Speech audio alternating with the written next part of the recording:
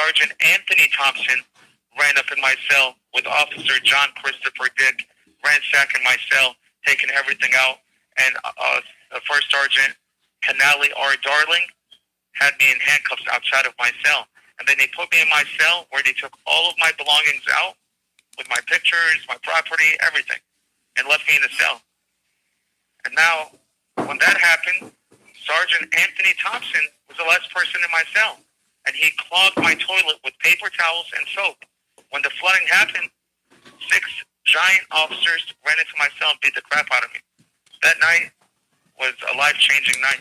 I've never been touched like that in my life. Never. Passed out. I blacked out on multiple occasions. But remember the culprits. Sergeant Anthony Thompson, 2 days ago, when he comes and grabs the phone from me with First Sergeant James Foster and Sergeant George Lewis and Officer Zachary Boone, these are gang members hiding behind a badge. These are gang members. What is a gang? A gang is individuals conspiring, committing illegal activities. I mean, that's an unlawful gang right here, but they're using their badge to harass and demonize me. They're treating me like an animal. Why would you take my lunch bag and throw it on the floor? Why can't I be handed my food like a human being? They're shoving the tray. Officer Kenneth Schultz was shoving the tray in my face. Why? Why? It's a hard tray, by the way. This is not like the styrofoam tray. They're shoving it through the tray slot in my face. Like, hold on, what's going on? Can I ask a question? First Sergeant James Foster is like, no. They shut the tray in my face, the tray slot in my face, open up my door, and put my tray on the floor and close the door. They have no room to talk about what just happened. They took the phone away from me. Everyone used the phone for hours, and I'm not allowed to use the phone. Why am I not allowed to use the phone? This is on a personal hatred level, where they're acting in their own capacity. They have a personal hate towards me. Where is this order coming from? It's coming from somewhere, and we have to identify where it's coming from, and the individuals that are conducting this behavior have to be held accountable. We can't let them get away with it. They're literally ganging up on me. I swear, when I'm on the phone, my fear is very simple. It feels like a stick up. Every time they come around my tray slot, it's like, give up the phone right now. Or what? Or what are you going to do to me? What are you going to do to me if I don't give you the phone? Officer, what are you going to do to me if I don't give you the phone? You're subjected to being pepper sprayed. You're subjected to being beat up. You're subjected to being tasered in the face by these tyrant officers. You're being subjected to violence by these officers that are rogue. They have this sadistic type of behavior. It's so nasty, it's ill. And they don't belong working here. Not in America. They can do that in Indonesia somewhere where there's no law or whatever, somewhere in Hong Kong, wherever. Even there, I feel like it's unacceptable. But they can do that where nobody's looking. But when people are looking, you bring it to transparency. In the name of transparency, yes, expose them. Abdul Khan, thank you for praying for Mustafa. Mustafa, Abdul Khan is in the chat and he is praying for you. Oh, thank you, Abdul. God bless you, man. I just want to tell Abdul Khan. Abdul Khan sounds like my brother. A brother. I just want to tell Abdul Khan, how would you feel if your blood-related brother or someone that you truly care about who's trying to pray in his cell, they take his prayer rug, shut off his water, put him in a cell naked with feces, urine, and blood, beat the crap out of him, abuse him in the worst ways possible. And I'm sitting there with just total shock. I'm already grieving over my loved ones, and then on top of it, I get a beat down from animals. I mean, for those that are joining the conversation, this is Mustafa Al-Jazari. He's been held in solitary confinement for over 2 years on falsified police reports. Mustafa lost his family in a vehicle accident. Every piece of evidence in this case is a vehicle accident. The police department falsified every police report. We're in possession of the whole entire discovery, the body cam, and the dash camera that showed this is a vehicle accident. Now, They've lied. They've held Mustafa in solitary confinement. They refused to put the evidence on the record. They refused to take Mustafa to trial. And they suspended the preliminary hearing.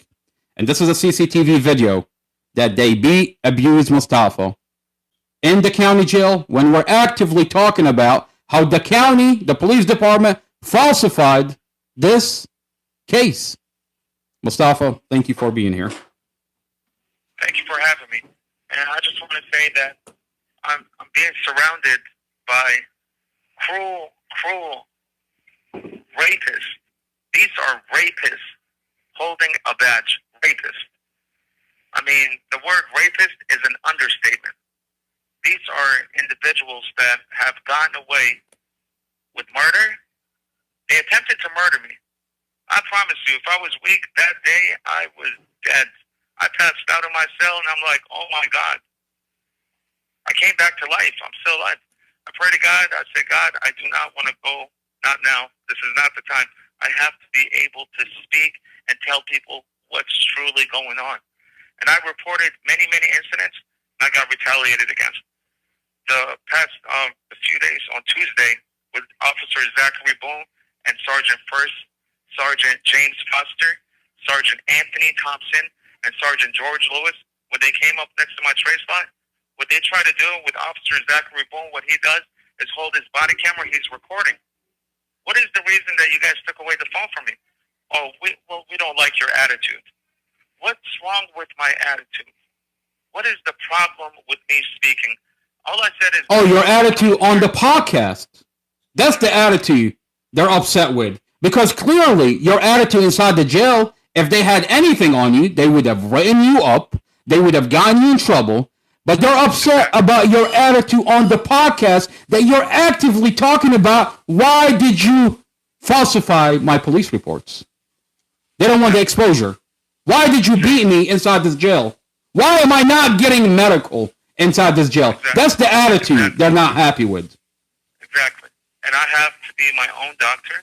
I have to be my own therapist. I'm telling you right now, I don't know what the hell is going on, but for me to heal naturally, improperly, I'm literally, my arm, Officer Anthony Noah Tipton, that's one of the 6 guys that ran up in my cell, and they smashed, like they just beat me to pieces from head to toe. That individual broke my right arm. I'm telling you, when I say broke, you can call it fractured, call it whatever you want to call it.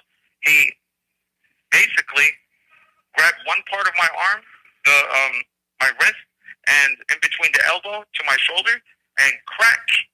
Oh my God. I whimpered like a dog. On May 24, 2023, this is a picture after 2 weeks of Mustafa.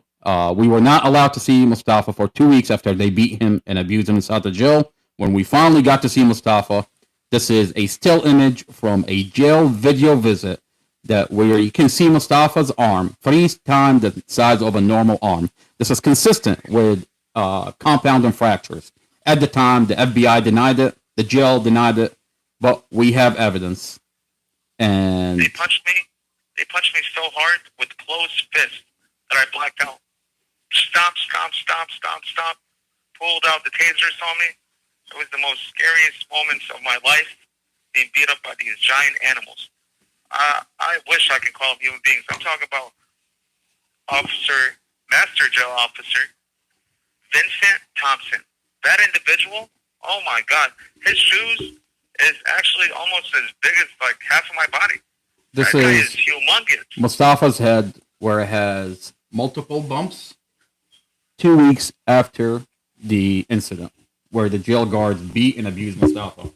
The correctional officer that Mustafa's talking about is this guy.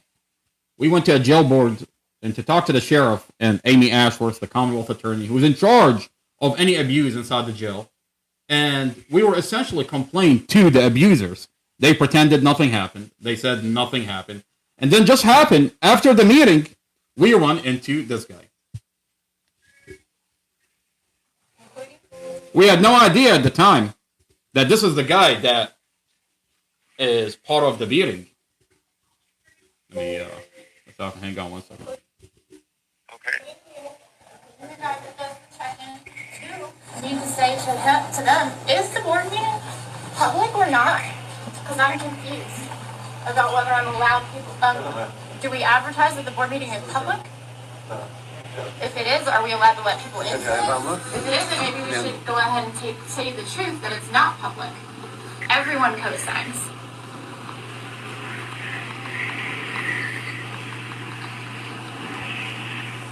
What's your name? My name is Thompson. Thompson, you work in the jail? Vincent Thompson. Like inside with the inmates? So the same guy that you see here hit Mustafa on the head, kick him when he took him out of that cell unconscious, and he carried him half naked, unconscious, from one cell into another cell, where they continue to beat and abuse Mustafa and strip him completely naked, and then deny him medical. This guy. In the middle of the whole beating, they picked me up midway in the air and slammed me face down. Just like, I'm like, oh my God, I'm floating in the air. And that giant person, or that monster, that monster was beating me up with the other guys. Stomp, stomp, punch, punch, non-stop. I'm like, oh my God, when is this going to stop? Just non-stop. I thought I was dead. I'm blocking with my shoulder, with handcuffs behind my back, and they're punching, kicking, non-stop. Like, I can't exaggerate enough. Like, I've never been beat up or touched like that in my life. I mean, I'm just so appalled. And at the same time, I'm very grateful to be here. And the abuse continued. Many other incidents where they continue to do that. And just recently, where they're coming and taking the phone away from me, I swear, the PTSD is so real. Like, I know what they're capable of doing, and it's like a stick-up. Hand over the phone, or we're going to do this to you. And it's like, what the heck is this? Like, it's a gang behind a badge. Like, that's not cool.